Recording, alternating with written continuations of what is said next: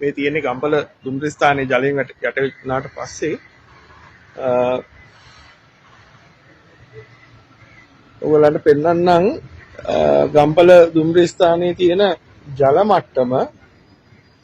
මේ ස්ටේෂන් එකේ තියෙන කැබින් එකේ තියෙනවා මේ එක එක අවුරුදු වල ආපු ගම් වතුර මට්ටම. ඒකට එකේ තියෙන්නේ 1968 1906 1913 ගම් වතුර 1940 1913 ඔහොම ඇවිල්ලා 1978 1/11/23ට පොඩ්ඩක් පහලින් තමයි මේ සැරේ නතර වෙලා තියෙන්නේ. කියන්නේ 1941 තමයි වැඩිම ගම් වතුරක් ඇවිල්ලා තියෙන්නේ මේ මට්ටම. දැන් ওই 78ට පොඩ්ඩක් පහලින් පේනවනේ පොඩි ඉරක්.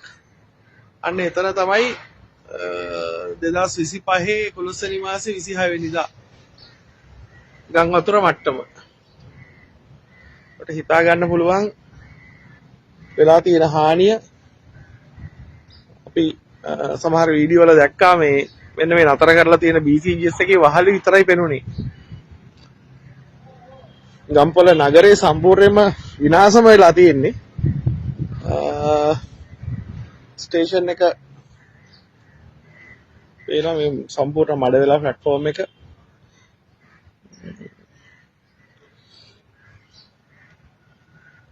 තමයි ගම්පල තත්ත්වය. අපිට මේක ස්ටේෂන් එක පිරිසිදු කිරීමේ කටයුතු ආරම්භ කරන්නවත් විදිහක් නැහැ. මේ සම්පූර්ණ මේ ප්‍රදේශයේ ජල සැපයීම සම්පූර්ණයෙන්ම නැවතිලා තියෙන්නේ. ජල සැපයීම යථා තත්ත්වයට පත් වෙනකන් මේ පිරිසිදු කිරීම කටයුතු කිසිවක් කරන්න පුළුවන් තත්ත්වයක් නැහැ. මේ ඔබ දැක්ක ලස්සන ගම්පල දුම්රිය ස්ථානයට අද වෙලා තියෙන දේ